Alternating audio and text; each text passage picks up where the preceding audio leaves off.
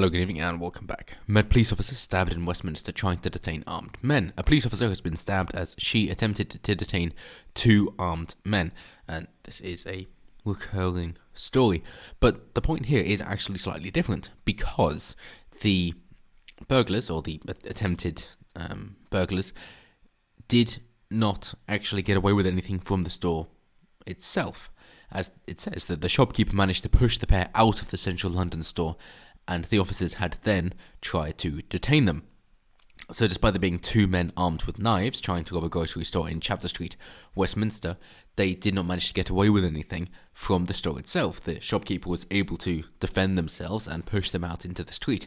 It was only then, after the police had been called, that the police had actually arrived at the premise, although it's not quite accurate, seeing as they say that the officer was attacked when she and a fellow officer saw two men armed with knives trying to rob a grocery store in Chapter Street, Westminster.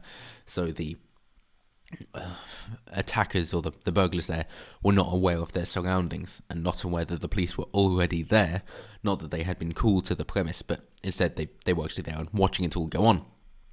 Then the police did try to apprehend them, and the criminals, of course, having no consideration for the police themselves, did then stab one in the abdomen. And you could, of course, make the point that, well, females are weaker than males on average, so why are they in the police force trying to detain armed men, seeing as they have a great disadvantage?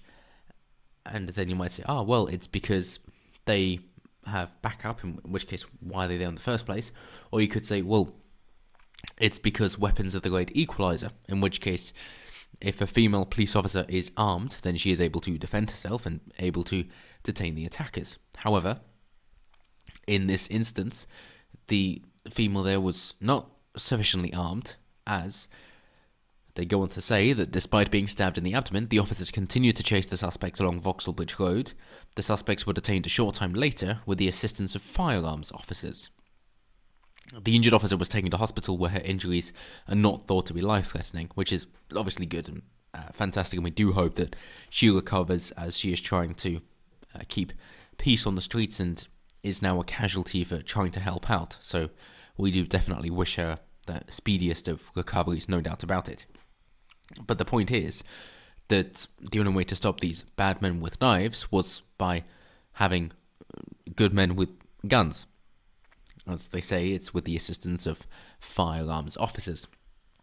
And although, of course, guns are banned in the UK, and although I'm very much against it, it does mean that there aren't that many firearms offences in the UK. Of course, there are a few thousand, sure, each year across England and Wales, but it doesn't make the news of people being shot nearly as much in American gun-free zones, like Chicago or Detroit, for example. So it's definitely better over here being an island.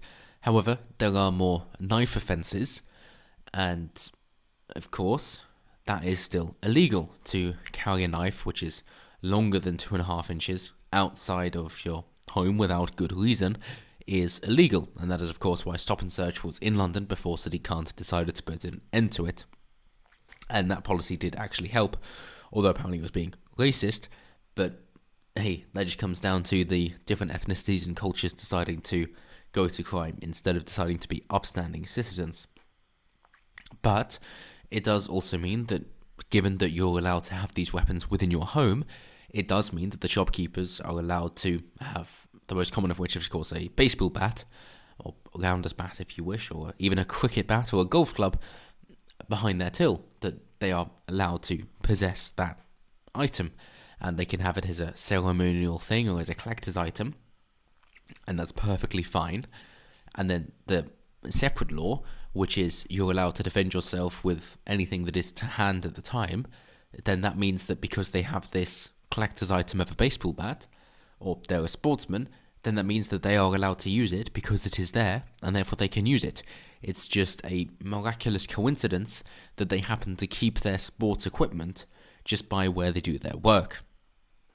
But it is still legal, thankfully, and I know it is ridiculously convoluted, especially for Americans, to suggest that you have to have some preposterous excuse like that in order to defend yourself, but that is the state of British law. And so the same goes here for the shop owner, that knives are difficult to conceal, especially if they're lengthy, whereas it's far easier to have a baseball bat that is longer than the average knife, and therefore you do have the reach advantage over a knifeman, provided that you can hit them in the hand, you can break their fingers or knuckles or wrist or hand, and therefore they can no longer hold the knife because they can't grip anything because you've broken their fingers, and more power to you.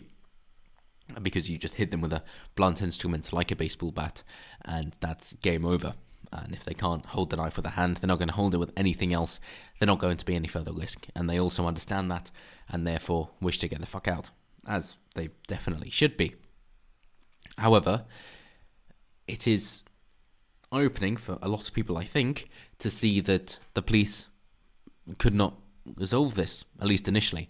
It was down to the property owner being able to defend their own premises, and then the police who were there initially failed in detaining the suspects, and they had to wait for other police, more heavily armed police, in order to do the job that regular police should be able to do. And therefore, if the shop owner wasn't sufficiently prepared, then they could be the one that is in hospital having been stabbed in the abdomen. So it is far more important that individuals are able to defend themselves, because it seems that the police can't do that job. So, Chief Inspector Simon Brooker said, "For this officer to be stabbed on duty is unacceptable, but fortunately she does not appear to be seriously injured. What are you going to do about it? Stop and search? Well, you're not allowed to do that because Mayor of London City can't." Who said his thoughts and prayers were with the brave police officer. "We can fuck off, can't you? You're making their job almost impossible. So of course this kind of thing is going to happen, and it is your fault. So don't try and come at us by saying, oh, every day our courageous police officers put themselves in harm's way to keep Londoners safe. Well, it's because you're making their job more difficult and making London a more harmful place." So as he says, "I'm sure all Londoners will join me in wishing her a speedy recovery." You know they don't, because you know that they're looking to defund the police and they think it's racist, and you're helping that narrative. And as he says, "Attacks on our police are utterly unacceptable and perpetrators will feel the full force of the law." Well, pick a side, mate, because you're flip-flopping both sides, so of course people aren't going to respect you, and your constituents aren't going to respect you for flip-flopping between the two, seeing as you cannot pick a side to stick with, and we don't know where you stand.